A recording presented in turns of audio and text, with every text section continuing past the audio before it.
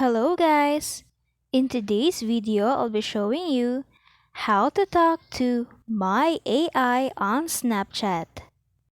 But first, if you are new in this channel, please don't forget to subscribe and turn on the notification bell for more videos like this. So now what you have to do is to open your Snapchat app and then tap on the chat icon at the bottom.